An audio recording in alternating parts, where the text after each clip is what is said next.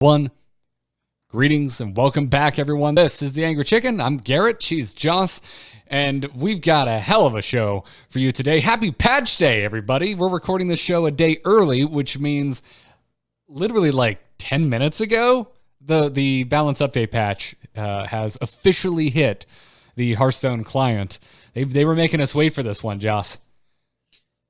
What do you mean they're making us wait? I was expecting it earlier than this. Like earlier in the day? Yes.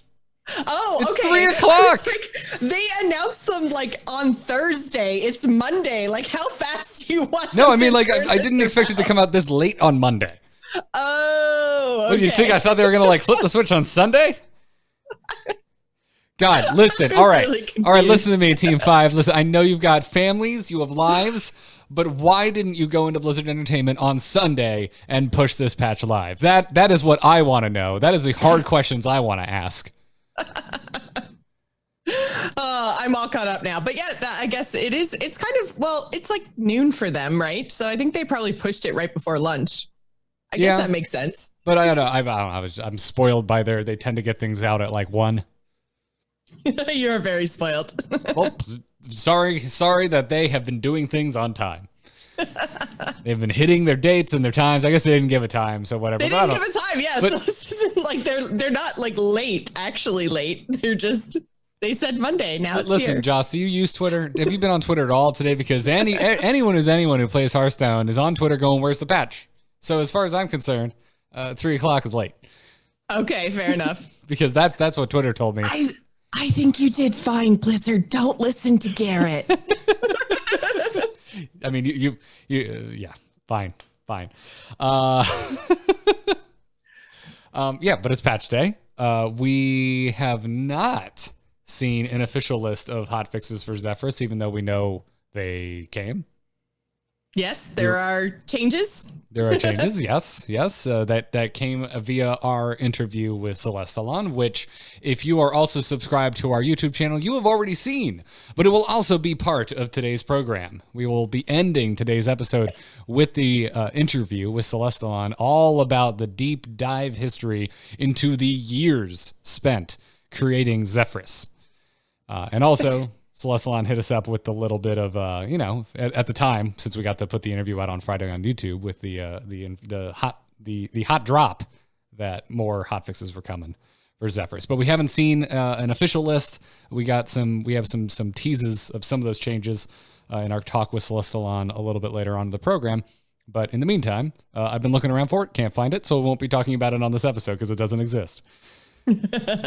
Patch notes, Steve. Come on. Well, honestly, I don't think we've gotten a technically like official patch notes either. I checked the launcher right before this. There's nothing other than the news post from last week pointing to the balance changes, which is going to be the main topic of conversation here at the top of the show. But before we get into that, Grandmasters Season 2 it's here. It has begun. Grandmasters is back.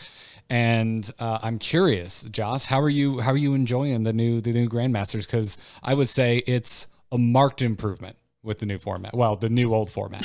The modified old format, I guess. I watched quite a lot of it over this past weekend. I had my first weekend off in a really, really, really long time, so I actually had some time to sit down and watch. And I'm kind of two minds. I really like the shield phase. I think that's really cool. It's a great idea, and it means that we're always going to see at least one deck that the players really want to play, which is exciting.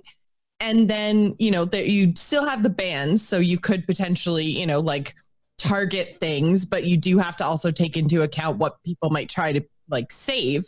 So it creates this really interesting dynamic, but then you're still doing best of threes. Now, I understand it should be best of threes because best of fives would make these days literally run into each other. Like, you would not be finishing EU before APAC would be starting again. So I understand it needs to be best of three, but it does make those series feel like they're going by a little bit too quickly for me, just because I'm really enjoying it now. So I want to see those, like 4th and 5th games.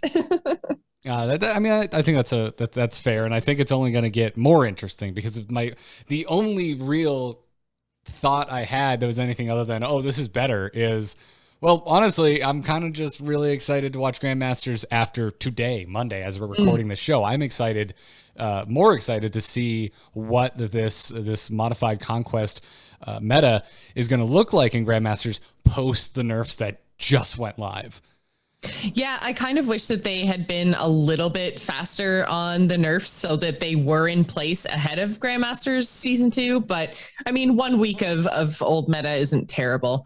It's fine. Yeah, but I say that for me, it's like, it's super minor, super minor, because there's going to be so many games of Grandmasters logged. I wouldn't be surprised. I've already got some tinfoil hats, Jocelyn. I wouldn't be surprised if we don't see another balance update between now and the end of Season 2 of Grandmasters. Yeah, I agree. I think that we will probably see something else happen now. Donais went on his daughter's stream, I guess last Wednesday or Thursday, and I guess Wednesday, because the nerfs were announced on Thursday, and he kind of leaked that nerfs are coming. But yeah, he did like a Q&A. We're going to talk about that later on in the show. But one of the things that he did talk about was basically like, somebody asked, are they going to do buffs again? And he was like, well, we're going to do stuff. It might be buffs, might not be buffs. Who knows? I was like, okay, so it sounds like there is something else coming during this expansion. Now, whether that'll be nerfs, buffs, new cards added, Hall of Fames, rotations, like who knows? But I do expect something else to happen within this expansion. Do you like that, or would you rather them commit to doing a buff event every expansion? I'm glad they're doing something. I mean, I'm kind of in a wait and see kind of headspace right now. Like, I don't want to say it should be buffs, because I think that they have had a lot of really great ideas lately, and they've been very flexible and fairly quick in terms of like how often we've seen them act and how quickly we've seen them act in previous expansions. So I think that I'm putting my faith in the Hearthstone team, because I think they've re-earned it at this point, because of how they've been pretty much acting since April in terms of everything from changing from specialist because of fan feedback, through like trying buffs for the first time ever, all the experimenting they're doing in Arena. I think they're in a really flexible place. So whatever they decide to do, they've got my faith back. So have at her, Blizz. I'm sure it's going to be good. Yes, same. I mean, I'm with you. I mean, obviously it makes sense to wait and see. Let's see what they do next. But like overall, you know me, I don't like locking yourself into an arbitrary rule set just for the sake of it. So I kind of like the idea of them having this Rolodex, this like keep things fresh Rolodex that they can kind of move through. Like, all right, guys, if we're in between expansions, what should we do? Should we do buffs? Should we do Hall of Fame rotations? Should we do new card? Should we do a mix of those things?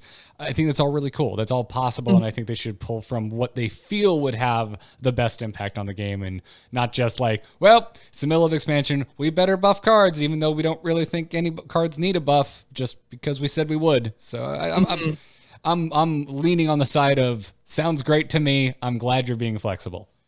Yeah, exactly. So I think, yeah, I expect something to happen. It'll probably happen during Grandmaster Season 2. Because Grandmaster Season 2 with playoffs runs straight through October, and then we have the global finals in November. So, I mean, unless they squeezed in a change between Season 2 and the finals, maybe that would be what they would do timing wise. I mean, we're not going to get our next expansion until post BlizzCon, right? So that could be a timing thing that they're aiming for. I don't really know.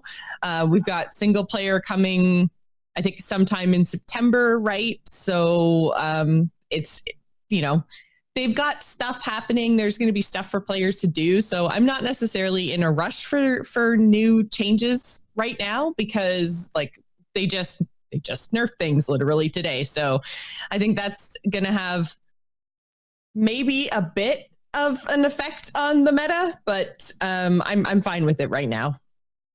We'll actually talk about what the nerfs are and my thoughts on them in a second. But yeah. But Grandmaster Season 2, I think, is much, much more entertaining than Season 1, even after just a week. It was not that good a week for some of our finalists from season 1, though. I think Fino and Surrender and I think it was at PNC all did terribly this week. It makes me kind of excited because, again, I know I keep saying this, that reminds me of StarCraft. So often the leaders from the previous season kind of come back and get the clock cleaned. Oh, really? Is that's a thing that happens? I mean, I'm a bit of a Maru fan, and he's doing better this season. But spoiler alert for a season that's already over. Season 2 got knocked out in the first round. Ooh. After setting the GSL record for most wins ever, and all of them were consecutive. Oh, I remember hearing about that. Yeah. The beginning of this year was his thing that I know. yeah. The beginning of this year was, I believe, his 4th GSL victory in a championship in a row. They were all in a row. It was dumb. And then the beginning of season 2, he just out in the first round. So it can happen. So yeah, I mean, it's a new format. You know, you've been dedicating your brain space to specialist. And, we always waffle back and forth talking about, well, that should be part of their, maybe flexibility should be considered to be part of the skill set, yada, yada, yada. I definitely lean more that direction. But whatever the case, there's so many factors that could have gone into their performance being kind of rough. And also, like you said, it is fewer games. A best of 3 in a I think best of 3 lends itself better to specialists because of the fact that you're playing the same deck over and over again, but with a unique class being played each game in Conquest, best of 3 leaves more for randomness to kind of decide the victor. That is very true. And yeah, so I'm still kind of on the fence, but I'm enjoying it as a viewer, at least, which I think is very important. Although the viewer numbers for Grandmasters didn't seem to be particularly high. I think the highest I noticed them at was around 17 to 18,000. And then the lows were down around 13,000, which for Hearthstone events on weekends is not that great. Yeah. I mean, it's about on par, I think, with season 1. And I just hope that people give this new format a fair shake, because I'm kind of worried that people didn't like specialists, so they didn't like Grandmasters, and now they're just shying away from it. But there's some really good, really interesting, really fun Hearthstone going on right now in Grandmasters. So I recommend, if you turned it off partway through season 1 like I did, give season 2 a shot. I would imagine that our kind of trepidation and kind of desire for the balance update to get here is also playing a role with the greater viewers, right? I would imagine, a balance update is coming, and you're just okay, well, maybe I did or did not like Grandmasters, but there's going to be a balance update Monday. I'll start watching after that. I'm not going to get invested in Warrior, in Mage, in maybe even Combo Priest. Man. There were a couple of times where Galaxy got coined out on 4 or even played on 5. And then, the next draw was 1 mana Alex Straza. And then there was Lethal. And I was just man, I would be so salty if I was on the receiving end of that. Maybe that's why I'm not a pro. I can't take that kind of frustration, but yeah, absolutely. So anyways, before we get into the news, we want to thank those of you supporting us over at patreon.com/TAC. Joce, this is, as you might know, the best way to support this program. If folks want to support us, that I know, they should check it out. Patreon.com/TAC. We got multiple perks for you. You can get early signups for the community tournaments we put on. You can get access to the patron-only Discord, which is where you can skip the inbox. You can just talk to us. You and I are floating around there pretty much all day. Yeah, I get notifications anytime you guys send messages in those channels, so maybe I shouldn't have said that. Oh, dear. Well, listen, I mean, our patrons are good people. All right. That's true. I don't think it's 4 a.m. and they're going to just be hey, Joss, what you thinking? Which, you know that. Well, 4 a.m. would be fine. It's the people that message at like 10 a.m. that I'm like, come on, guys, I'm sleeping. well, that's me. I'm sorry. I'm sorry for messaging you at 10 a.m. Actually, this BlizzCon is the first year we'll be roommates. So everyone, Yes. if you would like to message me questions that I can annoyingly ask Jocelyn as if I was a little brother at ungodly hours of the evening when we're trying to sleep before the next day, let me know. And just be like, hey, Jocelyn, do you think the colors I see are the same colors that you see? Questions like that, send them in. Oh, this has been a mistake. Anyways, if you like the Angry Chicken, you like what we're doing, you want to support us, head on over patreon.com/TAC. And thank you to M, last name Blind, Alex V, two of our most recent patrons. Thank you so much for supporting this program. And now we're going to move into this week's Hearthstone news. Good news, everyone! So balance changes were announced, and they have just released basically at the beginning of when we recorded this episode. So we haven't actually had time to play on this patch. But since the last episode, the balance updates were announced, and they are now out. And we're going to start talking about Mage, Jocelyn, because Mage had more nerfs than any other class. One might argue tied with Priest because of the Barnes nerf, which I can't even believe I'm finally uttering those words because of the Barnes nerf. But here we are. But let's start with the standard meta, because Conjurer's Calling and Luna's Pocket Galaxy are both up on the chopping block. And Conjurer's Calling has gone up from 1 mana, going from 3 mana to 4 mana. No other changes on this card. And you're going to hear me say that about every card today. It is just mana increases. Nothing else. Nothing too weird. My brain is in a weird spot right now, Jocelyn, because I'm thinking about fandom and theories and fan theories and talking within communities amongst themselves, because I'm having this bleed over today on this Monday, August 26th. I'm having a bleed over from Star Wars and Hearthstone. Okay. Because the I thought you were going to go with Warcraft somehow, but oh no. Mostly I'm just excited to drink Red Bull and order a pizza and play Classic tonight, like it's freaking 2004, which is exactly how I plan to spend my evening. But no, like the nerfs got announced, and I don't know about you, but I was reading public forums, Reddits, Twitters, things like that, and there seemed to be an overwhelming negative reaction of, oh, it's just mana changes. This isn't the most creative ways to adjust these cards that we've seen.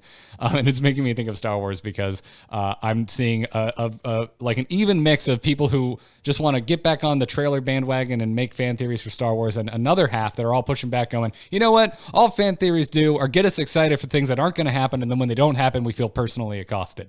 And I think that's exactly what happened with these nerfs. Some of these, especially the Mage and the Warrior nerfs, we've waited so long for. We've had a lot of time to sit here and homebrew and theory craft and share our thoughts together, that we as a collective hive mind, the fans of Hearthstone, have come to what we think is the correct decision on these cards before letting the team speak for themselves. 100%. And I feel like we're doing it more and more often with more and more things. Like you say Star Wars, I think Game of Thrones, like... Oh, no. Game of Thrones was just bad, and they had no idea what they were doing. That's a completely different. No. Don't you try and talk sense into my anger about the final season of Game of Thrones. Sometimes are better than what happens in reality. Yes. Or sometimes things just cannot live up to their expectations. Yes, we can't all be Breaking Bad. So yeah, I think I completely agree with you. That is definitely the kind of thinking that we've seen around these cards, Conjurer's Calling and Dr. Boom specifically. Conjurer's Calling, I mean, I am definitely in that, I guess, frame of mind, though. I agree with the Reddits and the Twitters of the world, in that I think that this is not the most imaginative way to change things. I think specifically in the Dr. Boom case, it's not addressing the underlying problem. I think the Conjurer's Calling change somewhat addresses the problem, in that it no longer can be discovered off of Magic Trick, which was a way to get a whole bunch of Conjurer's Callings that you weren't supposed to have. Yeah. So it was, I think it restricts it a little bit more and gives you like just the ones in your deck with current builds of the way Conjurer's Calling Mage works. So I think that this was the better of the two when it comes to addressing the problem. I like the design. I'm glad they didn't like stomp its face into the ground with this nerf, because I do think it's a very interesting card. But yeah, it's super powerful. The whole twin spell thing, man. Whew. Yes, absolutely. It really does feel like, to me, I'm looking at this 1 mana increase and I go, perfect. This is worth 4 mana, especially with Giants still playable in Standard. It like you said, the big thing for me is that it takes it out of the range of Magic Trick, because I was really getting flashbacks to more than 2 ice blocks with Conjurer's Calling, on top of the fact that it's twin spell. So if you find 1 extra copy of Conjurer's Calling, it's that much more effective. Yeah. And kind of backbreaking as to what the plan of the deck that runs these cards is. So I'm really happy with this change. And the following one, which is Luna's Pocket Galaxy, essentially being unnerfed. It's going back. It's going from 5 mana back to 7 mana, where that's how much it originally costed. This is a bit of a controversial change, although I think most of the changes today, one might file under controversial. I think most people seem to be happy with Conjurer's Calling and Barnes, but Luna's Pocket Galaxy, Dr. Boom, Mad Genius, Extra Arms, I'm seeing a whole lot of discussion around those 3 cards. Yeah, and I think, well, I said last week when we were discussing what we thought might potentially be on the docket for nerfs, Luna's Pocket Galaxy was the one that I said I could see them changing it because, like I said, when they first announced Rise of the Mech, 7 mana down to 5 mana is a huge discount and makes it extremely playable. So I feel like there's a happy medium there, because at 7 mana, it didn't get played. So I don't want it to go back into obscurity. I would still like to see it get played, but maybe just slow those decks down a little bit. And I think 6 mana might be the sweet spot for Pocket Galaxy. So I'm a little bit surprised, given, again, with their flexibility and experimentation that we've seen from Team 5 lately. I'm a little surprised that it went from 5 all the way back up to 7 instead of trying out 6, seeing if it was a good fit. And then if it's not, you still have space to go back to 7. Like, I think this card is just not going to get played now the same way it wasn't played previously, which is kind of sad, I think, because it's a cool effect, and it's neat to build a deck around really like big bomby cards and then getting them cheaper. I mean, I would have even liked to see it stay at 5 mana, but then maybe make it your minions now cost 2 or 3, like play with that part of the card, as opposed to just the straight up mana cost and putting it back to where it was pre-buff. Because, yeah, I'm sad to see this go. I'll be honest. It wasn't around very long. Yeah, but it, I mean, once that buff hit, suddenly, like, this was Mage. And yeah, I don't know. I don't want to retread. I feel I have done a pretty solid job of explaining to you all how much I hate this card as it currently exists, and I think it just goes against everything we've been fighting against in Hearthstone. As in terms of, and when I say we, I really more mean Team 5. I think this card kind of goes against all of the lessons we feel Team 5 has learned with things like Keleseth. That was where they have said multiple times, like, we didn't really like that was such a draw it and you have a major advantage, when if you don't draw it, you just play a normal game. And that's, to me, that's exactly how Luna's Pocket Galaxy felt. This, to me, seems more like it should have been a quest card. This type of effect, the kind of thing where you can guarantee you have to do a whole bunch of stuff to earn it. Yes, it seemed like the kind of thing where it's like you're guaranteed that you're going to start working towards it at the beginning of the game, unless you decide to mulligan it for whatever reason. That's kind of what they did with the Warlock quest, right? Mm-hmm. Like, by the time you complete the Warlock quest, then you get the hero power that's draw a card. It's free or whatever. I literally never see anybody playing the Warlock quests, unfortunately. But yeah, I mean, it seemed like they tried it that way and it's not as powerful. And maybe that's the way effects like this should be. I agree. Like, if you do get this card, especially on coin, if you've got this in your mulligan and you can get it out super early, then yeah, it is way super powerful. Mm-hmm. I get that. But yeah, like I say, I just wish that they'd maybe messed with other parts of the card instead of just the mana cost. I'm with you. It would have been interesting to see. And without getting too much back into what I'm just going to refer to on this episode as the hive mind mentality of you should have been more unique in your approach to these nerfs. I would like to see an interview with one of the developers, someone in charge of balance, whether it's XR, whether it's Donais, talking about why they tend to favor mana and usually when it comes to minions, stats. Versus kind of changing up what the card itself does. I wonder if they're gun shy because of like Warsong Commander, because we all kind of reamed them out for that and made fun of the soul of the card joke. For I think they've said in the past, it's just that mana cost is really easy to understand. So it's the first thing they start screwing with when they want to nerf and buff things.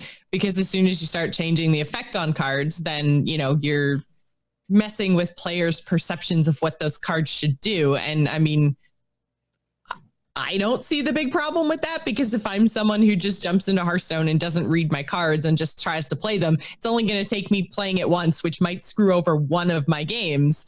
Like, that's a one-time learning process. And then from then on, I'm like, oh, I should go check that card because clearly it changed. Not to mention, as soon as you log into Hearthstone, whenever there's nerfs and buffs, it's like, bam, things have changed. Yeah. No, I'm with you there. But yeah, I think Conjurer's Calling, you're still going to see it. You're just not going to see it come off Magic Trick. But I think Luna's Pocket Galaxy's gone. I don't see any reason we would go back to trying to make this work when it clearly wasn't, when it had already existed at this mana cost. Yeah. And I don't think that there's anything necessarily compelling in this particular expansion, because that's the thing that changed, right? Is that we had Saviors of Uldum launch. I mean, maybe you might still see it in Highlander Mage, only because like you have one-ofs of everything, right? So that might be an edge case, but I don't think that we see it in Conjurer's Mage anymore. Yeah. Here's hoping. Yeah, who knows? Yep. Let's talk about the party I'm about to throw, which is the nerf to Dr. Boom Mad Genius. Going from you're stoked about this. It's going from 7 mana to 9 mana. And Jocelyn, I know you've been playing Murloc Paladin, so I don't know why you're not stoked about this. Well, I'm not stoked about this because, okay, granted, just the same as the buff to Lunas from 7 down to 5, change of 2 mana, that's a big change. I get that. But I guess I'm happy that like I'm not going to get a greetings on turn 6 anymore when they've got the coin and boom. But I don't know. I feel like a straight up mana cost change to Dr. Boom specifically. Like, I can get behind it on pretty much every other card that we saw change today, but Dr. Boom specifically, I don't think just a straight up mana change actually addresses the problem with the card and what makes it super powerful. And right now, the warrior deck that's kind of running all over the place is Control Warrior. It's not even Bomb Warrior necessarily as much, though both are running Mad Genius. I think you still keep running Mad Genius. Like, you're a late game deck.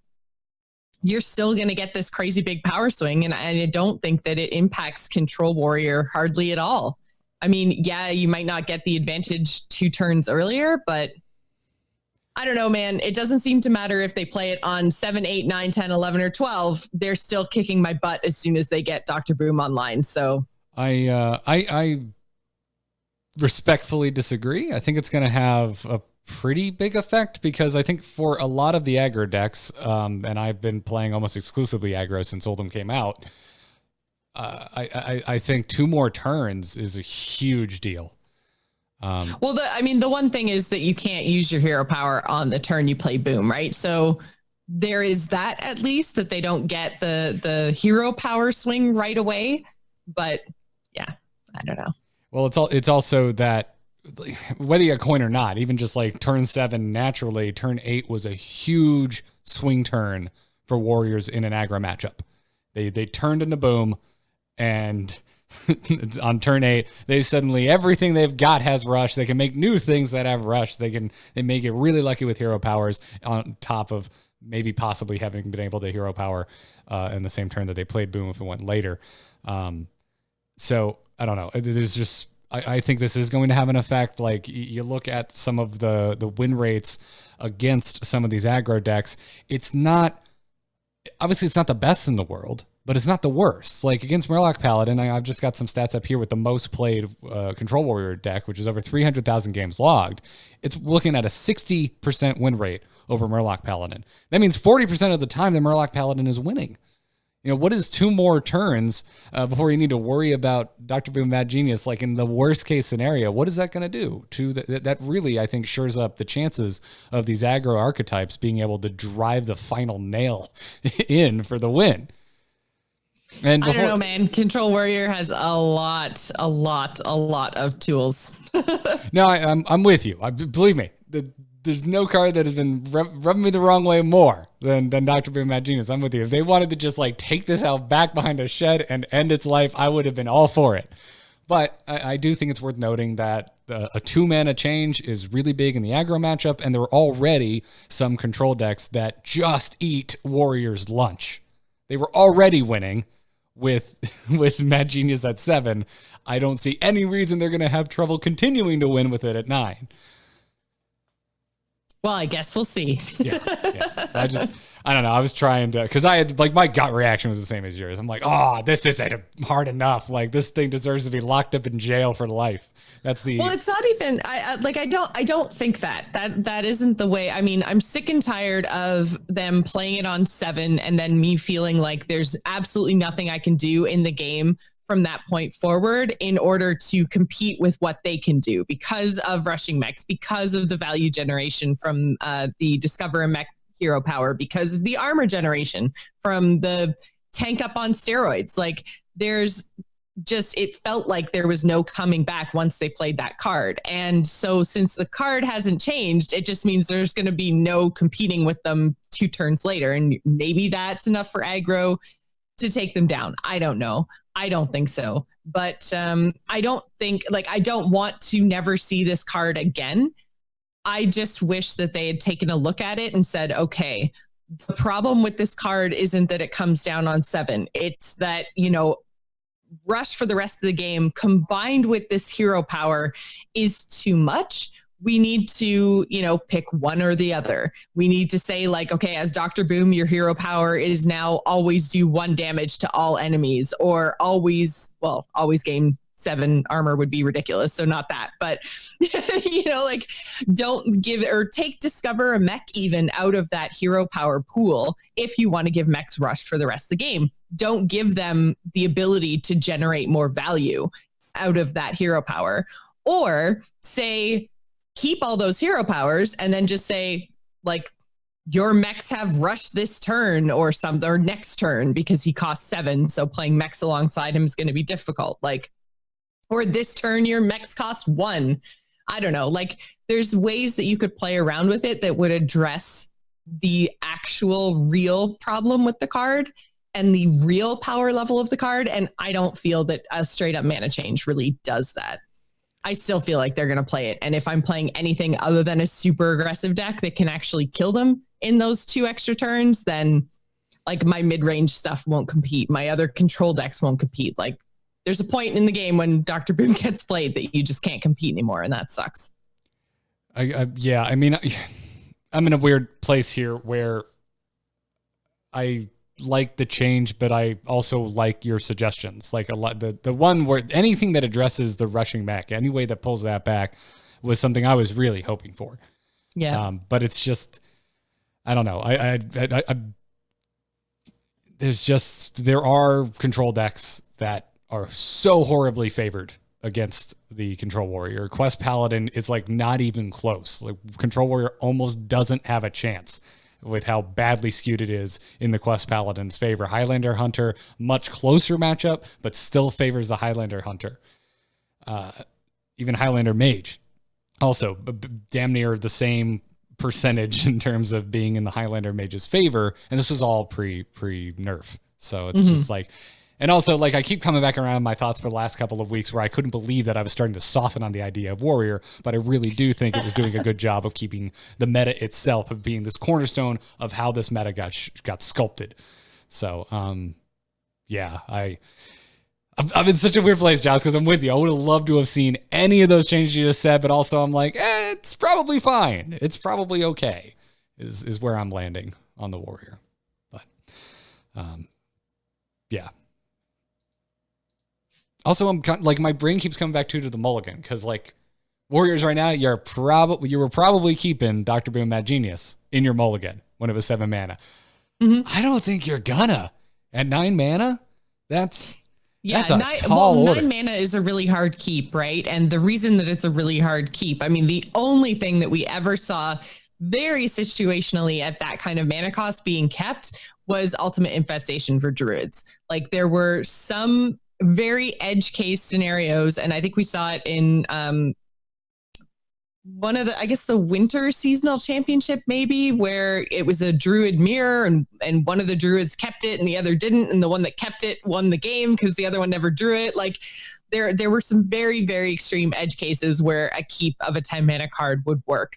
But I don't think that at 9 mana you necessarily keep it because you have that many more turns to draw it, right? So, and I mean, Warriors have shield blocks that draws extra cards, like Acolytes. There's all kinds of ways for Warriors to draw cards. So they also have new card generation. So much more. Yeah, you've got so much more time. I don't think that you keep Boom. Yeah. So that's the other thing that I think is going to have a pretty big impact on it is that I think you're going to find yourself running in the Warriors that don't have Dr. Boom on 9.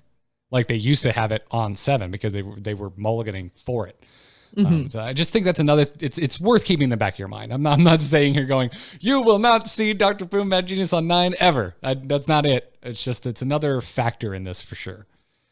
I guess the way that I see it is like, okay, so I don't have to hold a 7 mana Dr. Boom anymore. So that opens up another spot in my mulligan for more appropriate early to mid game tools. Yes. Yeah. It might look a little bit more like a traditional control warrior where they have one more chance to find a brawl, to find well, not a whirlwind effect. What the hell is the echo whirlwind they've been playing that they seem to always have when they need it? Like totally blanking on the card name. Why I'm totally blanking on it. Yes. Warpath. Thank you. I was like, it's war something. War cry. No.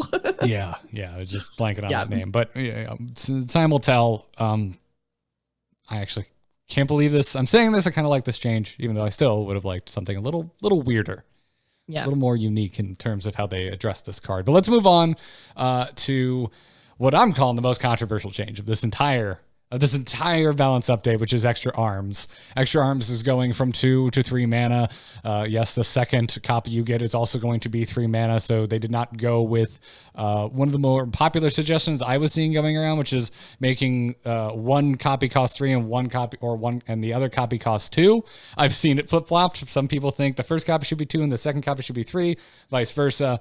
Whatever the case is, that's not what happened. You're now going to spend 3 mana for Extra Arms. You're going to spend 3 mana for more arms. And they seem to come after Priest pretty quick. And I do see the conversation around this one is really interesting. And I don't know, do I have my psychology cap on today or something? But I'm looking at all these conversations going, I'm not seeing a lot of people talking about this change being bad from a strictly black and white balancing conversation. I'm seeing a lot of people who are unhappy with this change because of the speed at which this change was made. That there's almost I mean, they did, well, it was the same as Luna's Pocket Galaxy, right? Like this is a straight up reversion of the Rise of the Mech event. Yes. Yeah. So yeah, again, this first of all, like Luna's, didn't have very much time to enjoy its buff. And then second of all, I would argue significantly less time. Luna's Pocket Galaxy immediately, bam, new archetype, off to the meta with it. Extra Arms had to wait till Oldham, really. Well, yeah, and that's what I was going to say. So second thing is that it didn't actually start to see use in decks until Oldham, so it's had even less time. So yeah, I can see why people, especially when Priest hasn't been particularly dominant lately, it was really nice to see some Priest deck come back. Now, it is the same sort of Priest deck that we've been seeing since like vanilla Hearthstone, basically. And where, like the Divine Favor or Divine Spirit Inner Fire combo, like that's a thing that's been around in the game forever. And it is always potentially the Priest go-to best deck, right? Is like combo Priest just has been around always. So I can see why they don't want to feed into that too much, but then like you got to give Priest something, man.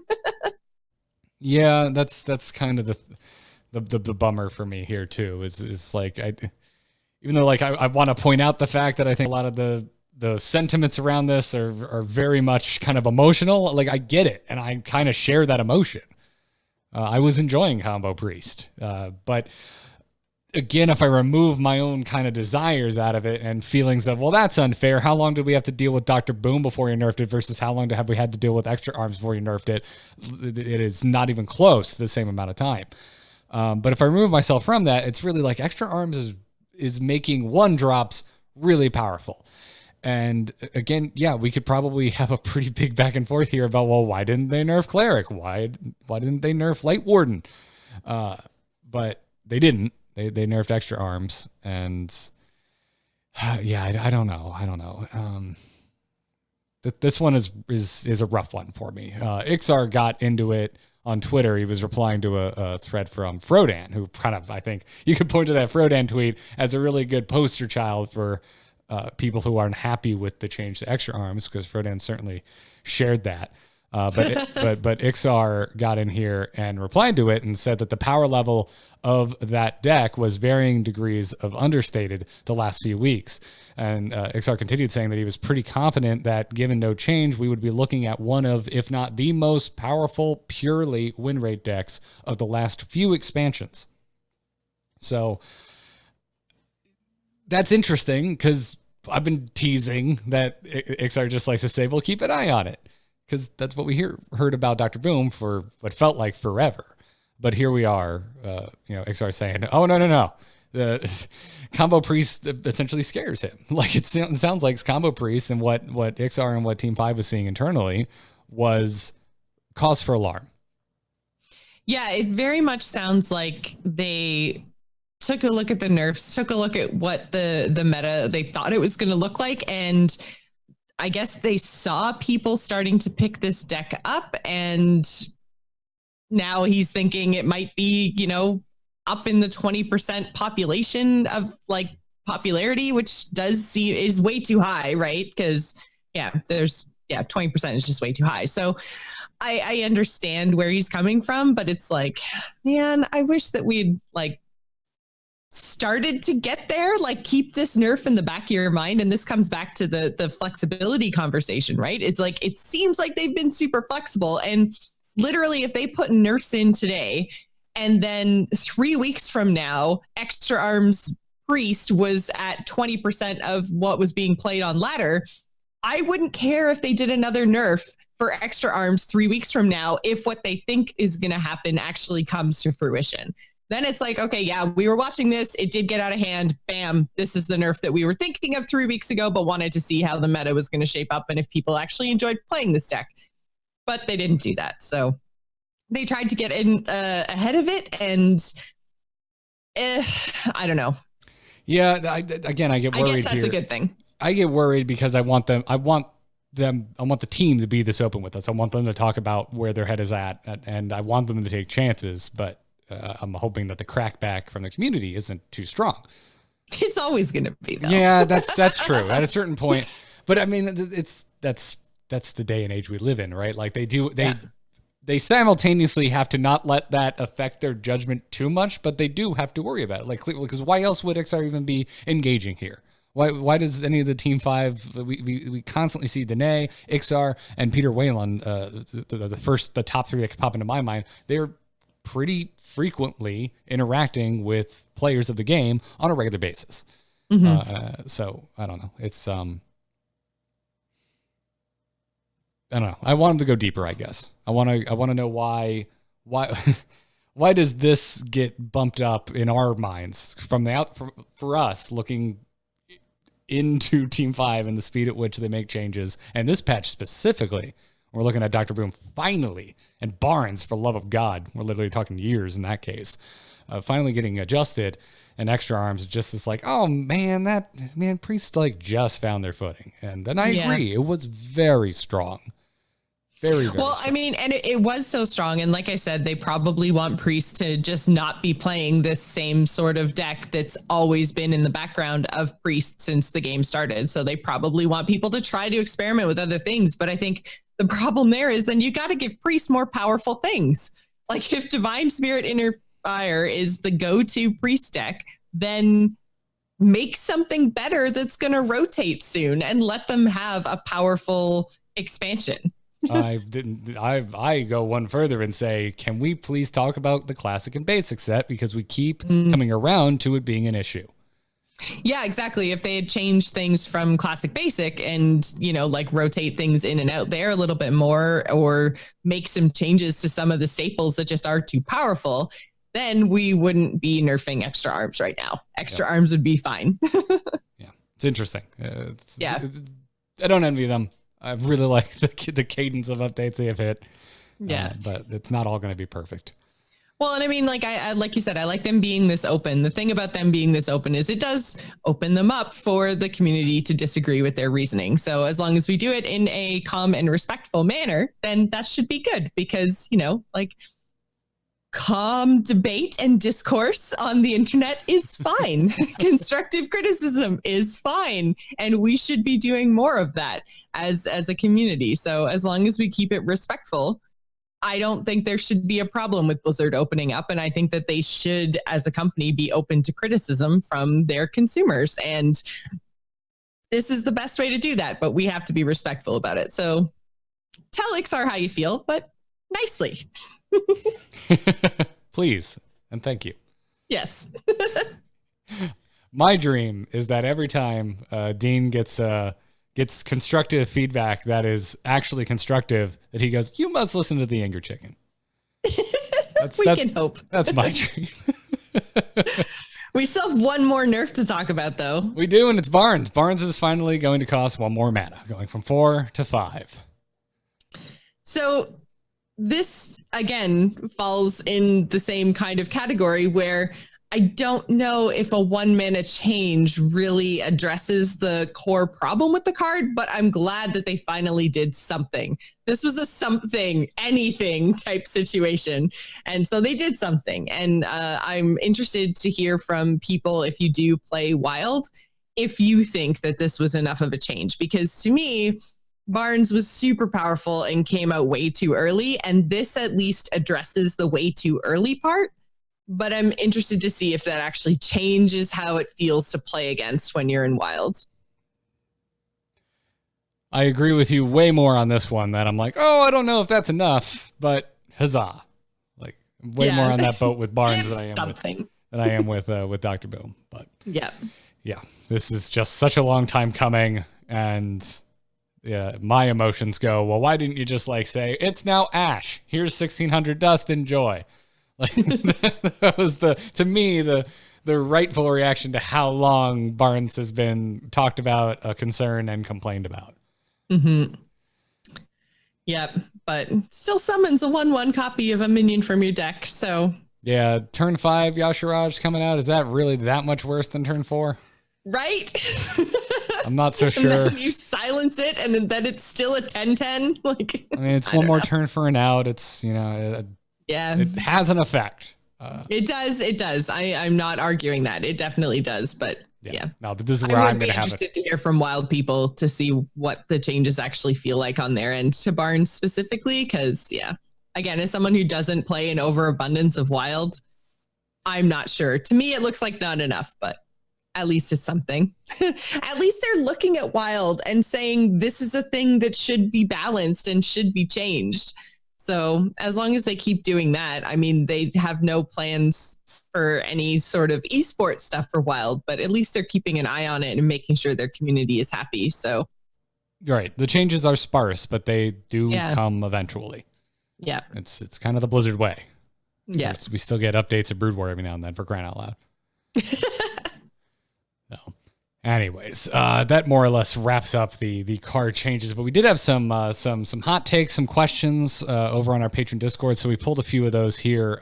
At Some Gave All on Twitter, actually, we also pulled from Twitter, wants to know, what are we actually dusting with these nerfs? And just quick, we here at the Anger Chicken do not take responsibility for you dusting anything that may or possibly get unnerfed, buffed, or become good at some point in the future. With that said, Luna's Pocket Galaxy, get rid of it. I'm probably going to keep everything. to be honest. Just because Pocket Galaxy, I feel like might still find a place in Highlander Mage, and that's a deck I really like playing, so I'll probably hang on to it. And the other ones I think are still worth playing. So I have a golden Pocket Galaxy, so I'm immediately going to go make 2 other legendaries. I see. Well, in that case, that I can see. If you have opened or crafted a golden Pocket Galaxy, then go ahead and get your 2 fancy legendaries. But I think that, like, I don't really have anything that I want right now. So I'm in a pretty happy place when it comes to my current Hearthstone card collection. I'm still missing like a lot of the warrior stuff, but that's because I just didn't want to play it, so I was not interested in crafting it. But yeah, I mean, it's such a personal question. It's my true, honest to God answer. I'll tell you what I'm doing. I'm dusting Luna's Pocket Galaxy, but I'm not getting rid of anything else. Yeah. True Villain Manny wants to know how we feel in light of many of the nerfs being reversals of the first round of buffs. Do you feel the team will be more hesitant to buff going forward? I think it's an interesting question. It's definitely worth addressing because, like we said, the not Consor's Calling, the Pocket Galaxy and the extra arms are direct reversions of the buffs that came in the Rise of the Mech event. And again, I'm glad that they are experimenting with things like buffs. I'm glad that they are being very flexible and reacting fairly quickly. And they didn't revert everything that they did in Rise of the Mech. So a lot of the buffs were successful. I think just a couple of cards, they went a little bit too far. And we knew the Pocket Galaxy was going to be powerful when they announced what the buffs were going to be. So again, like I think that they'll probably give it another shot because for the most part, I think it was a successful experiment. And yeah, like I say, I probably would have actually left Pocket Galaxy and extra arms alone. Or I would have put Pocket Galaxy to 6 and kind of split the difference. So wow, I don't think buffs were a failure. We can't be friends anymore. Point. I'm sorry, Jocelyn. What? We just can't be friends anymore. Aw. That's too strong of a take. I can't handle the thought of Pocket Galaxy not just being open disdain from you. I thought it was fun. I thought it was fun to play. It was fine to play against, like, especially with the addition of a card like Zephrys to the game. It was like, oh, you're doing super powerful stuff that's kind of crazy. Okay, well, now I have Twisting Nether when I shouldn't. So, okay. Yeah. Daryl Roman in the chat room asks, is it possible they intentionally went too far with buffs just to pop a temporary meta that was very different? I mean, it's a little tinfoil hatty, but maybe. Well, I think the buffs were 100% designed to change the meta. So if that was the design, then they succeeded. Huzzah. Yay. Good job. Yeah. And I mean, I didn't really answer Manny's question, but I see this as nothing but good. I love this. I love the idea of let's do something we've never done before. And if it goes too far, we have the tools to change it and we will change it. Obviously there's a certain amount, right? Like there's a certain amount where if they did this too often, we would all just go, you have no idea what you're doing clearly. And we're done getting jerked around. I have whiplash. And then there's also you haven't done enough when I think we've already lived through years of that in Hearthstone. Yes, 100%. Not enough. So I'm ready for it too much. Yeah. Much, not enough. Now it's time for too much. I really think 2019 has been damn near a perfect cadence. I have been so happy with how frequently Hearthstone has been getting a little love and a little polish.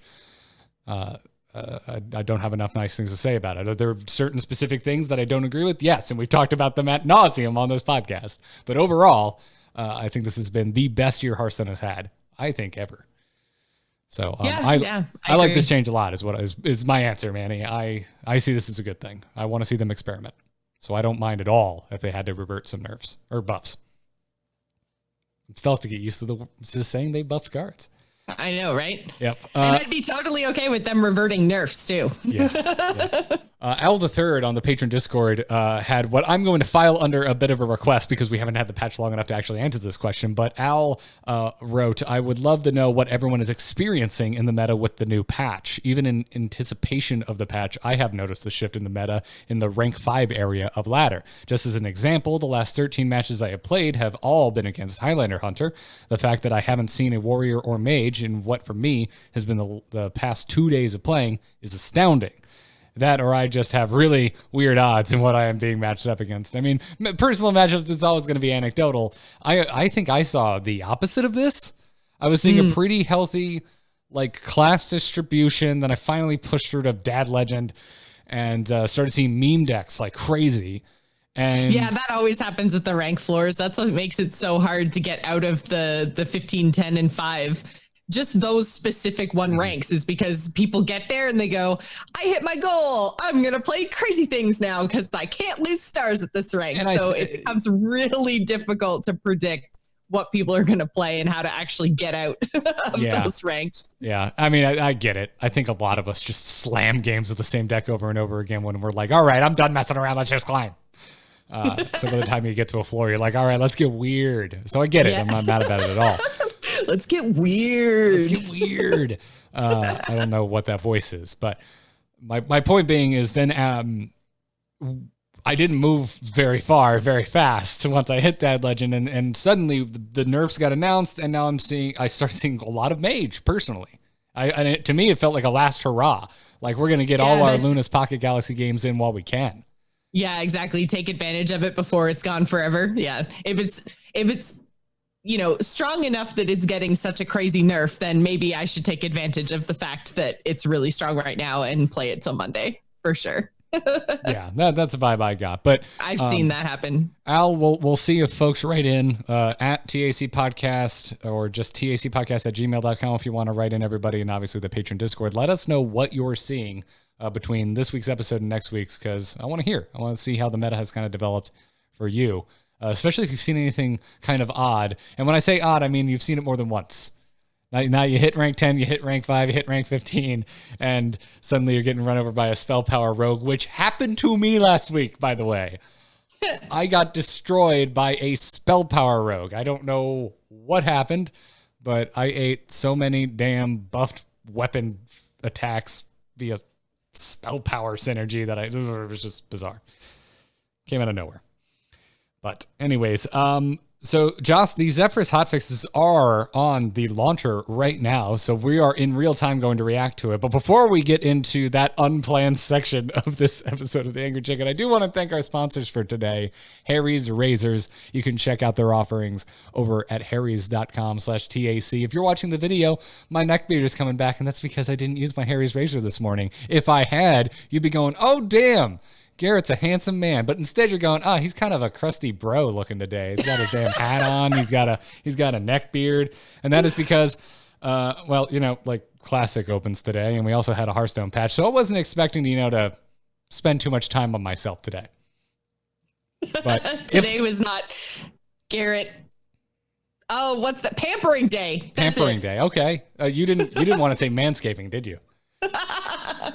I didn't want to, but now that you have. Yeah, but if I had, I would have lathered my neck up with the rich lathering shave gel that always leaves me smelling nice, and I would have actually busted out their 5-blade razor and cleaned myself up a little bit, which is what I usually do. But you can see it coming back in if you're watching right now.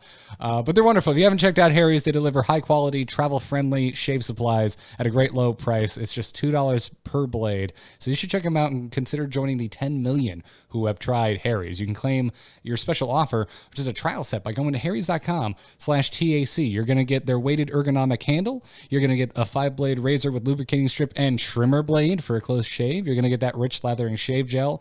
And I can attest, it smells very, very good. I definitely open up the bottle and smell it every time I get a new one. And you also get a travel blade cover, so you can keep your razor dry and bring it with you on the go. I actually do use this because there's always a wet freaking bathing suit when I travel. Always. I always go to the pool, or I always go to the hot tub, or I always go to both. So got to keep that blade dry. Listeners of The Angry Chicken can redeem their trial set over at harrys.com/TAC. Again, just head on over to harrys.com/TAC, redeem your trial offer, and let them know The Angry Chicken sent you to help support the show. And now, Jocelyn, are you ready to be the best podcaster you can be and react to things that you haven't seen up until this exact moment in time?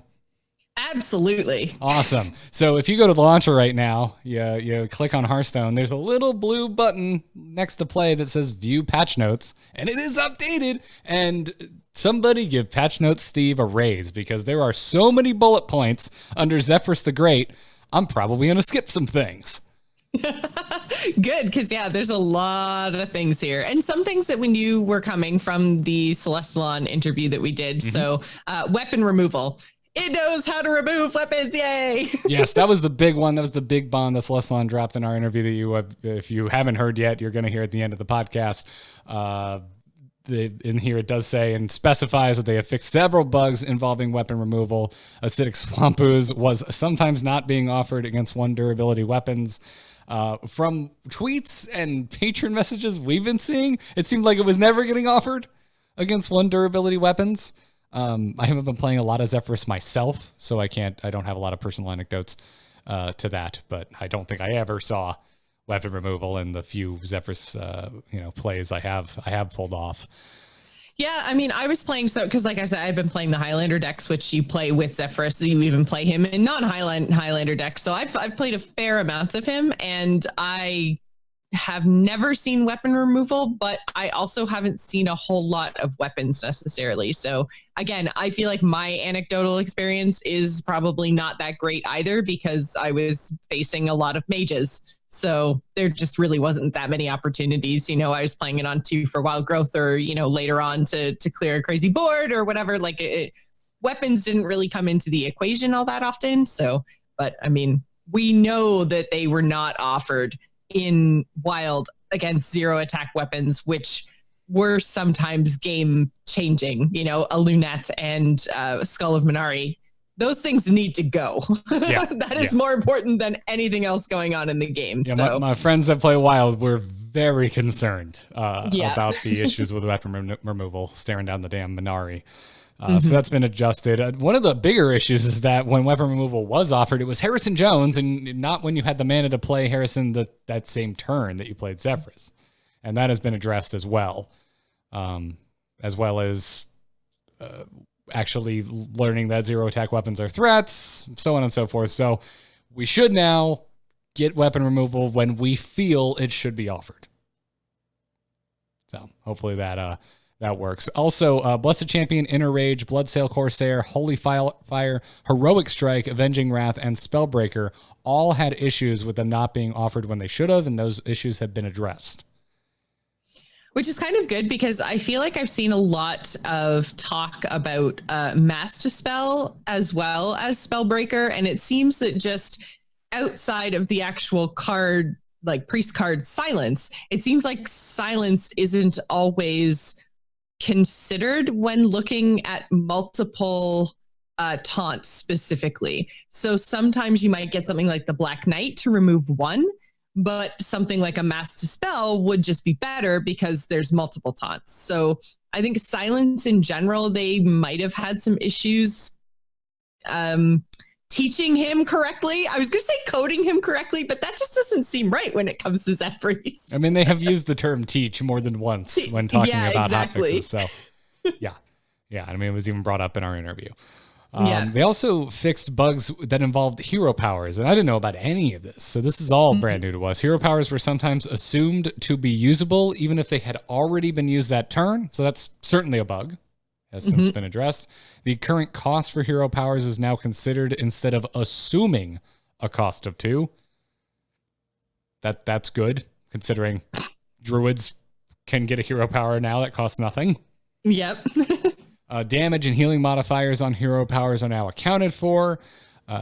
They also upgraded hero powers are now considered, which is good because Sir Finley is bringing those into the game right now as we speak. And just a card, True Heart, never went away. Not to mention Gen and Baku in Wild, right? Yep, absolutely. And then finally, if your hero power has been replaced, Zephrys will no longer assume your base hero power is still usable. Didn't know that was an issue that was happening, but I'm glad it has been addressed. Yeah, that seems like a huge bug. Yeah. There's a few more things in here you can go read for yourself in the official patch notes for patch 15.0.4. But I'm really stoked that they're still, chipping away at the beautiful marble sculpture that is Zephrys. It really is a wonderful card. I am so glad it's finally in the game. I think it's awesome. Yeah, same. So let's move on to what will be the last part of this episode other than the interview itself, which is talking about that Donais stream. Mike Donais joined his daughter on her stream again. I believe it was for her birthday. I think it was the special occasion. But basically did like an unofficial Q&A, just sat there and hung out and took questions from the chat and was pretty damn candid. In fact, probably a little too candid considering some of the nerfs that were announced, I believe the day after Donais appeared on his daughter's stream, were leaked by him accidentally bringing up chat. And he had been talking to somebody, I guess, internally, most likely, about the changes that were going to be coming. But since we already know what the nerfs are, that's not really the biggest news. The biggest news are other things that came out of his impromptu Q&A, including tournament mode being dug up from its very deep grave and asked why it was scrapped, to which Donais said that they liked the idea about it, but didn't have an implementation that was that was relatively easy to do and would hit a lot of players' desires. Yeah, and I wasn't gonna mention the T word, but at the same time, somebody asked and he answered with, I think, the most straightforward answer that we've ever kind of got. This doesn't have any PR spin. It still kind of follows the same line of where we had assumed tournament mode went to die, but it's kind of a confirmation and a very plain, we didn't have anything easy and you guys wanted a metric shit ton. So not going to happen. I'm curious why we still don't just have a third-party application like China has had literally for years. Yeah. Why can we not handle it? Are we Maybe we just want way more. Maybe we are insatiable, Garrett. Go back. Give us what you can. Listen, if I want, Jocelyn, if I want a cookie cake and you put down a single chocolate chip cookie in front of me, I'm not going to go, this isn't good enough. I'm going to eat that cookie. Well, we'll pass that on to Team 5 then. Be like, stop trying to make me a cake. Just make me a cookie and that'll be fine. I would like to remind folks that we did kind of dump all over their suggested tournament beta. Yeah. But it was kind of horrible. It was. Oh, it totally was. And he's right saying that it would not hit a lot of player desires. What they had proposed was not what we wanted or needed. And I'm hoping somewhere there are a couple of people plugging away on their Friday afternoons at the problem that is tournament mode, and that hopefully someday we will see something that can be implemented. And like we've talked about how great 2019 has been so far, I think that there is a lot of room for them to play around and experiment with stuff.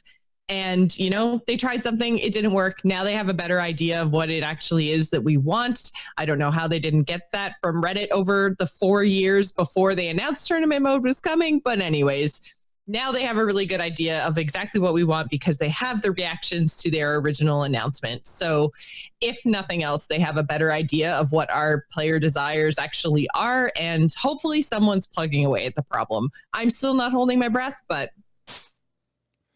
I thought this was a really good answer, and hopefully it's just now been put to bed. Same, and obviously my reaction isn't going to be the same for everyone, but just the quality and frequency of updates that have come this year, I think illustrate why that's important, because when that wasn't coming, and also tournament mode wasn't coming, it was really easy to get hung up on a single idea and be really disappointed when that idea didn't live up to expectations. I do feel like we're past the worst part of Hearthstone's history, personally, in terms of development cycles. I am ready at this point for them to give something that scratched the tournament itch, but is in no way, shape, or form things we've thought of or expected. I think they've already kind of scratched it a little bit with Brawliseum. I'd like to see that idea expanded upon. Because it is tournament-esque. So why not make it tournaments adjacent? Why not make it best of threes, best of fives? Get in there, get weird. Give us arena tournaments. Give us arena tournaments with sideboarding. Just go nuts, Team 5. Go just nuts. Get in there and get weird. Get weird. That's all I want. You could just replace weird with creative if there's I don't know, HR concerns around using the term weird. Anyways. Is there anything that has surprised you about the set, was asked of Donais, and Zephrys was the answer, basically. That doesn't surprise me. That card is insane.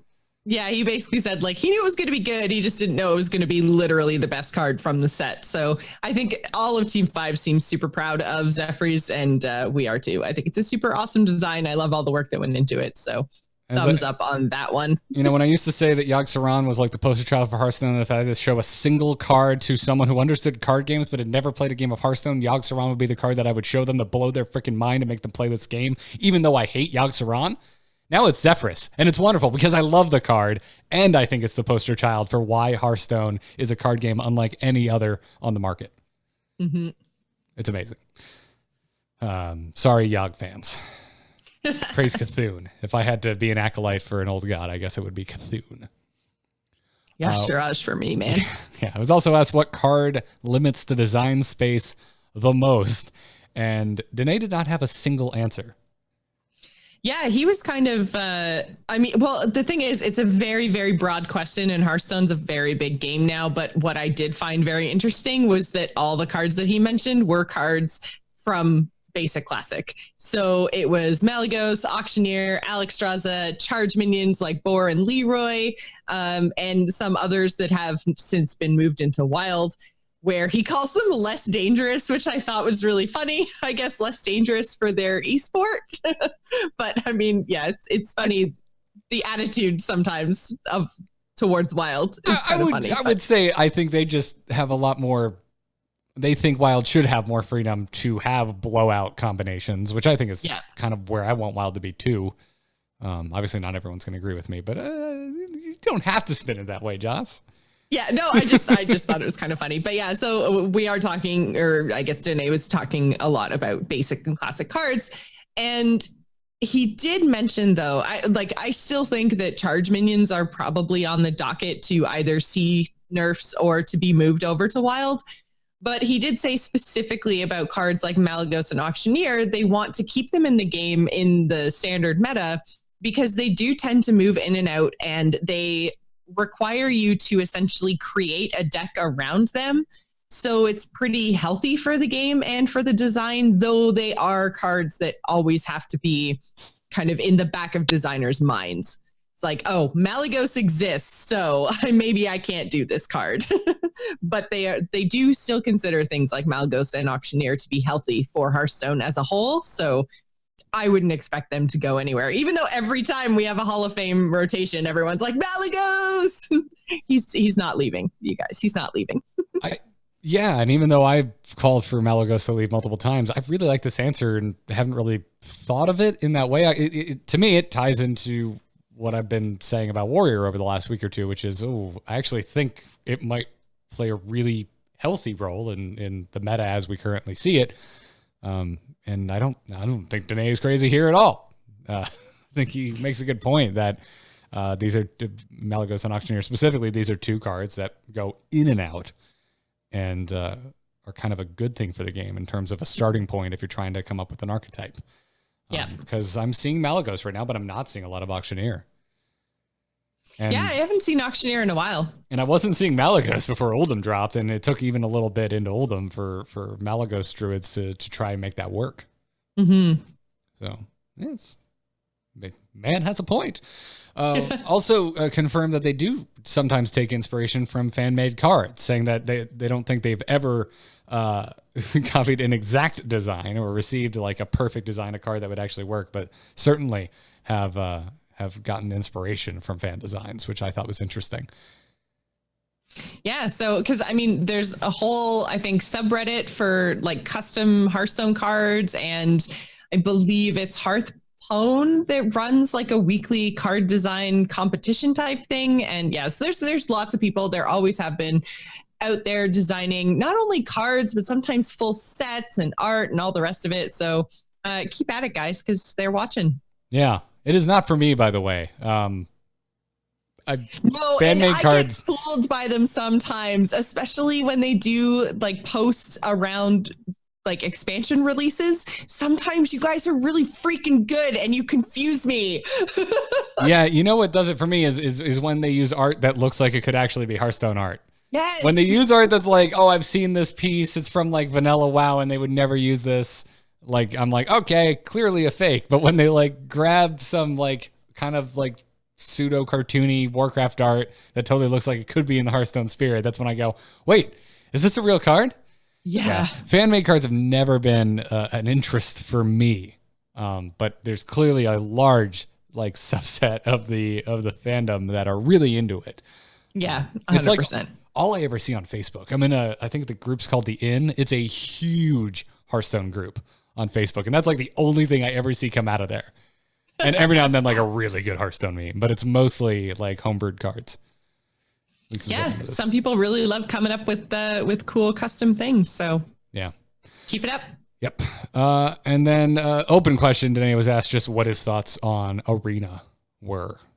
And yeah, and I thought this was a pretty good answer, actually. I mean, he talked about how he liked that they were experimenting with Arena, which is kind of our thoughts on just Hearthstone as a whole right now, is that we're really glad they're experimenting. So everybody seems to be in the thumbs up for giving things a try kind of headspace. And he said he's excited about the new change that's coming with the old, basically bringing back the old system, which I think we talked about on the last episode, and how things aren't necessarily permanent changes, but if people love them, then maybe they will keep it longer than initially planned. So they seem to be very, very open with Arena. And they're also really listening to the Arena community, which I think is important, because he talked about basically how much positive feedback that they've gotten around changing the sets that are available in Arena. So it seems like they're really paying attention and open to just mixing things up in the Arena based on how much fun people are having, which really should be the way that they deal with the video game. Like, people are having fun, good, keep it the same. People aren't having fun, okay, change it. Yep. Yeah, I like that. I like that a lot. And just the kind of the human tone to this, I really like. Because last week we talked about the Arena changes, and it really seemed like it threw the Arena community into a bit of a frenzy in terms of the discussion around it. So I think if it, I don't know, at least me, I calmed down a lot hearing this from Donais saying, no, this is an experiment. We'll see how it goes. Yeah. So, I mean, I don't know why I wouldn't think that already, because they've already, like this year especially, have clearly shown they're willing to experiment, but still, your mind gets carried away sometimes. Chat room's calling this their experimental college years. Hey man, try this. Yeah. What do you? Hey, you ever tried a 5-mana Luna's Pockets Galaxy? Huh? No. Oh man, you haven't lived. Don't be so square, man. There's a 2-mana extra arms. This is getting weird. It was asked if the team had ever considered making their own in-game deck tracker, and apparently very much so. According to Donais, they've spent a good amount of time talking about the pros, the cons, how they would actually display it without it just being a clutter of mess on the screen. But essentially they've kind of decided that it would take too much work to build it, to keep it up to date, and have a great interface and back end. So they have just decided to prioritize other things before an official in-game Hearthstone deck tracker, which doesn't bum me out that much considering there's a really good one that I can use right now, but not on my iPhone. But that's okay. I don't like playing on my phone anyway, and I only care about what I want.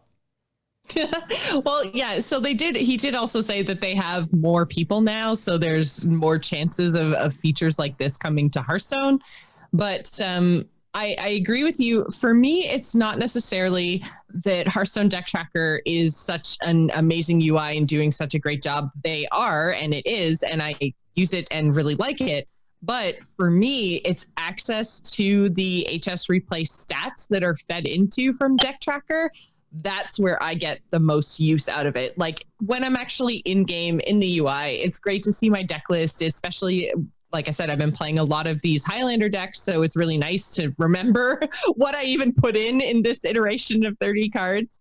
It's a nice quality of life convenience thing, but I can play the game without it.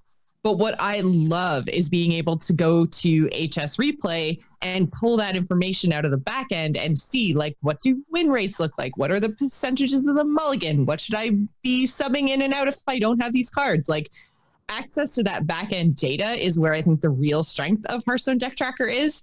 And I wouldn't want to see Blizzard implement something unless it came along with that functionality somewhere, which is a huge ask in their current UI. So I'm fine with things staying the way they are because the third-party software in this case is so good that, like, everything all together, that whole HS Replay Hearthstone Deck Tracker package works really well. Unless you can do it better, Blizz, maybe just leave it as is. Yeah. No, but maybe say something along the lines of, you're allowed to use Deck Tracker in tournaments or something. Like, if it's something that you're considering putting in the native UI, maybe relax your tournament rules a little bit more. Well put. Nothing to add. I agree with you. Other than, I don't know, maybe I'd like my deck list slightly more than you do. Like, that's about it. But that's not. Well, I mean, like I say, I like it, but I can play without it. So yeah. To me, it's, as much as it's a nice to have thing, I think the power it actually lies in the website personally. I think that informs a lot of my Hearthstone decisions. It's how I find new decks a lot of the times. It just, yeah, it's such a powerful tool. And like Red Fox in chat room saying that Hearthstone, like Blizzard, natively tracks a lot of this information anyways. And I say a lot of, they track all this information. They probably have way more stuff than what HS Replay can actually pull or Hearthstone Deck Tracker can actually pull. If they put out an API, that would be super cool because I would love Hearthstone add-ons. There's a lot of stuff that I feel like add-ons could help fix in the Hearthstone desktop application. So I'm always on board with add-ons and API stuff. So yes, do that because yeah, the more stuff we can pull from Hearthstone, then the happier I'll be because stats are fun. Yep. Yay, Matt. Yep. And I think that's a good stopping point talking about the Nays Q&A. There was a lot more there. You can see a rundown over on Hearthstone, and I'm sure there's rundowns on other fan sites as well. We may even pull a few more from them if there's like a quiet week, which we haven't had in forever in Hearthstone. But if we have one, we may go back to the Danae well. Yeah. But you skipped the most important question, Garrett. What? Where the dragons at? Where are the dragons at? Well, according to Danae, that's a good question. And that's where he left it. Yeah. Oh, man, Joce, it sure seems like there may be dragons in the next expansion. I'm pretty sure the next expansion's just going to be called They're Freaking Here, okay? I think the next expansion will be called Finally Kibler Can Shut Up. You know, dragons aren't just for Kibler, right? Some of us also love dragons. Yeah, I know, but his love for dragons spans more than one card game. It's true. So anyways, that's going to wrap it up for Jocelyn and I talking to you in what is not pre-recorded form. But if you're listening to this after the fact, it's all pre-recorded. Oh. Yeah. So before we roll the interview, thanks again to our patrons over at patreon.com/TAC. Huge thanks to our producers, Declan H, Sean C, and Cheesy Bob. You can support the Angry Chicken over at patreon.com/TAC. Go check it out. But before we go, Jocelyn, where can everybody find you? I would assume, I don't know, playing, talking about, or just generally nerding out about Classic WoW? Yeah, pretty much. You can find me on Twitter and Twitch. I'm at Joce Plays. I will not be streaming Classic WoW today. I'm going to let you all get into those loading screens and sit there for hours on end. I'm going to play some Hearthstone tonight, but tomorrow I will definitely be jumping into Classic WoW. Looking forward to it. It's going to be really fun. So yeah, if you guys are interested in that at all, again, twitch.tv/Joce Plays. I am Garrett Art on Twitter. All the podcasts I do can be found over at amove.tv. I'm going to be streaming some Classic WoW tomorrow with Scott, and then I think we're immediately going into an instance recording afterwards. You know, providing we can actually get into the game. We'll see what happens. You might actually just record the instance while you're sitting waiting to try that could be it. Yeah, the instance this week is going to be one of two very different things. It's either going to be, oh, we played Classic and it was great and this was weird and this thing happened, or it's going to be, and it was an entirely accurate recreation of the launch of vanilla World of Warcraft in that we couldn't play a second. So let's talk about live, I guess. So, anyways, go check that out. Check out everything else out over at amove.tv. Into the Next is still coming at you strong every week, talking Heroes of the Storm. Lots happening with that game. I am very suspiciously awaiting a balance patch for that game. I would imagine would be coming this week. We'll have to see, but go check out Into the Nexus wherever podcasts can be found, and that's going to wrap it up. Now, sit tight and enjoy our interview with Celestalon about the history of Zephrys.